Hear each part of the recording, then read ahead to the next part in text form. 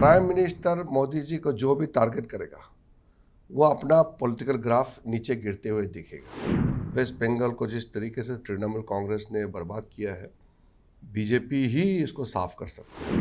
बंगाल में देखा है कि अब बिल्कुल क्लैश चल रहा है बीजेपी और ममता बनर्जी के बीच में। तो क्या लगता है बंगाल में आपको? बंगाल में तो बहुत साफ साफ तस्वीर सामने में आ गया है। मैं भी गया था और काफ़ी लोगों से मिला, मीटिंग किया।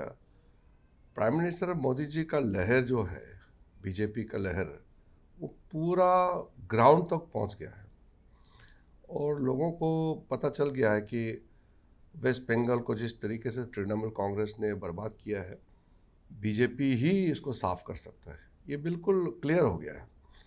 हम लोगों के लिए भी बहुत ज़रूरी है बंगाल में बीजेपी आना, क्योंकि प्राइम मिनिस्टर मोदी जी ने जो संदेश भेजा है बहुत साफ है।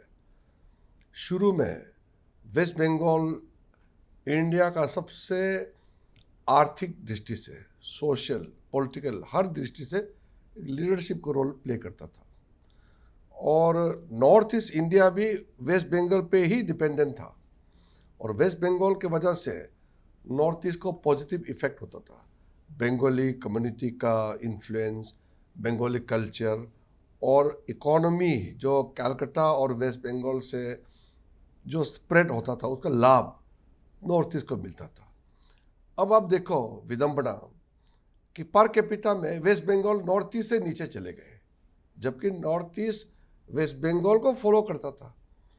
तो इकोनॉमिकली नॉर्थ ईस्ट का भी पर कैपिटा इनकम जो है वेस्ट बंगाल से आगे निकल गया। तो ये कितना दुख की बात है। कांग्रेस पार्टी, फिर कम्युनिस्ट पार्टी, फिर तृणमूल, तो ये तीनों ने वेस्ट बंगाल को इतना डाउन स्लाइड में डाल दिया।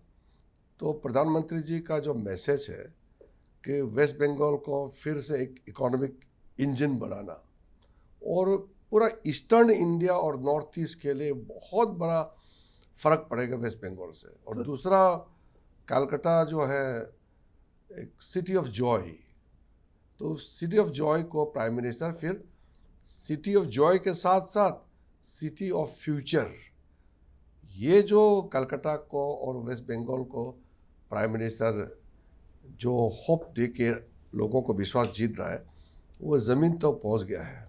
सर लेकिन दीदी कहती है कि SIR कर दिया और कहती है कि मैं तो बंगाल तो जीतेंगे, हम दिल्ली से भी बीजेपी की सरकार को हटवा देंगे। SIR तो होना ही चाहिए, क्योंकि जो इलीगल है उसका नाम तो काटना ही चाहिए, या जो आदमी इस दुनिया में नहीं रहा उसका नाम तो काटना ही चाहिए।